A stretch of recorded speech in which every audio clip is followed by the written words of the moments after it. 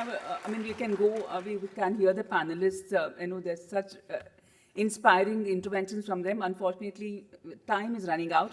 So we'll move on to some questions. The first question is from Smriti Kumari to my Lord Justice, my Lord the Chief Justice.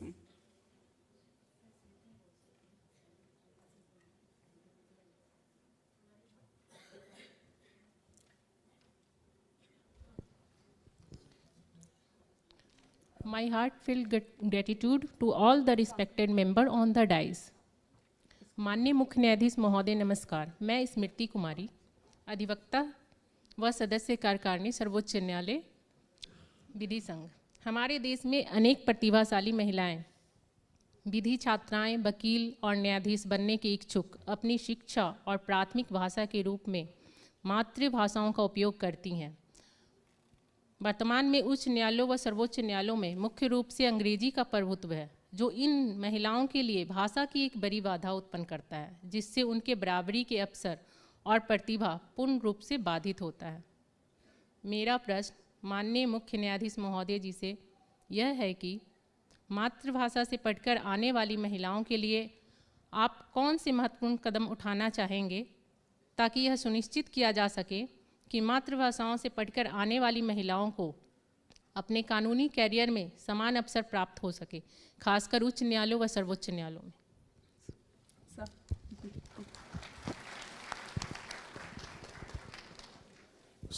सबसे पहले तो मैं स्मृति कुमारी को बधाई दूंगा। आपका प्रश्न बहुत ही संवेदनशील है और ये हमारी भारतीय संस्कृति का भी प्रतीक है। इसमें कोई दो राय नहीं हो सकती। मातृभाषा का मान सम्मान हम सबको करना है और न्यायिक व्यवस्था में भी हिंदी भाषा का और हमारी जितनी भी क्षेत्रीय भाषाएं हैं उनका संपूर्ण रूप से सदुपयोग हो। वो भाषाएं हमारे दिनचर्या में, हमारी कानूनी व्यवस्था में अभिन्न अंग बने, इन सब के लिए हमें प्रयास करना है। इस मामले में सर्वोच्च न्यायालय ने जो अब तक कदम इसमें उठाए हैं वो बहुत ही सराहनीय हैं।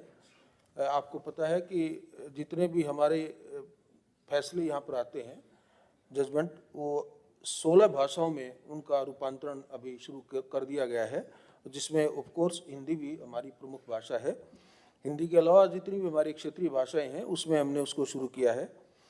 जहाँ तक सुप्रीम कोर्ट में और हमारे कोर्ट परिसर में यहाँ पर हिंदी भाषा का जहाँ तक प्रयोग की बात है, इसका मैं एक गहन अध्ययन कराऊंगा कि इसमें कैसे हम धीरे धीरे अब अलग भाषाओं को भी इसमें सम्मिलित कर सकते हैं अंग्रेजी के साथ।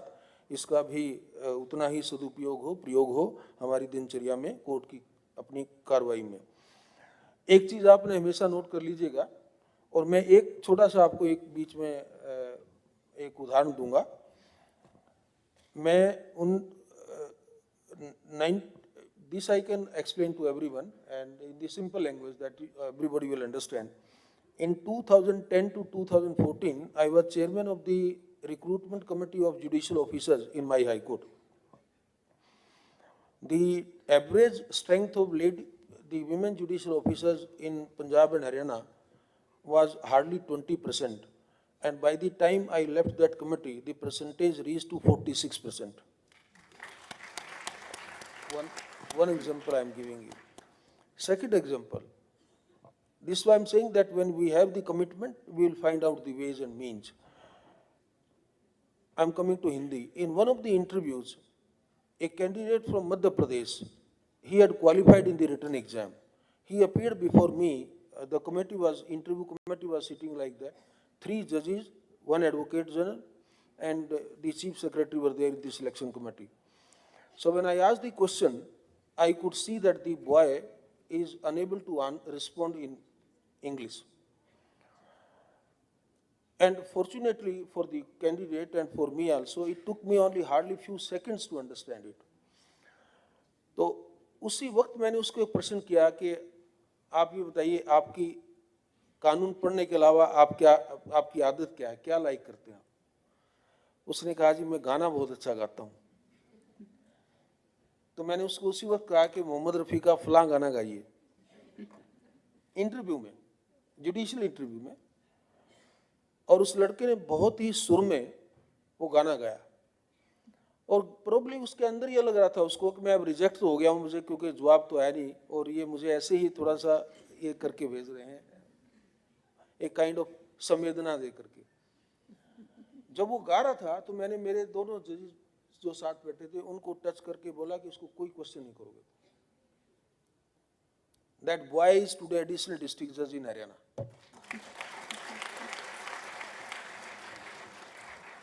तो है क्या, किसी भी भाषा के प्रयोग के लिए हमें संवेदनशील होना है।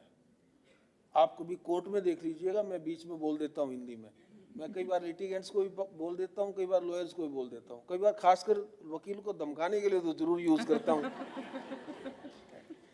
ये धीरे धीरे क्या है कि हमें इस इनहिबिशन को खत्म करना है कि ये ठीक है हमारे लॉ इंग्लिश में बने हैं, हमारा प्रोसीजर इंग्लिश में है, लेकिन अब जब देश इतनी प्रगति कर रहा है और हम अपने आप को आज एक ऐसी ऊंचाई पर लेकर गए हैं, और हम हमारा जुडिशियल सिस्टम में भी उसी तरह इतना ही अच्छा प्रोग्रेस किया है। हमने एक बहुत अच्छी रोबस्ट जुडिशियल हमारा इंस्टीट्यूट अगर खड़ा किया है तो उसको, और हम जब एक्सेस टू जस्टिस की बात करते हैं, रीच आउट की बात करते हैं, तो मैंने मीडिएशन में भी अटॉर्नी जनरल साहब की कॉन्फ्रेंस में बात कही थी कि मीडिएशन की जब बात चली थी कॉन्फ्रेंस में, कि मीडिएशन में हमें उसकी भाषा बोलनी है जिसके लिए हम मीडिएशन कर रहे हैं, और वो हमारी केवल ये ऐसी भाषा नहीं, मैं हिंदी या गुजराती या तमिल तेलुगु की बात नहीं मैं कर रहा, मैं उसमें लोकल डायलेक्ट को भी डालना चाहता हूँ। आप इवन तेलुगु में, तमिल में, किसी भी भाषा में थोड़ा से एक क्षेत्र के बाद हमारा लोकल डायलेक्ट बदल जाता है।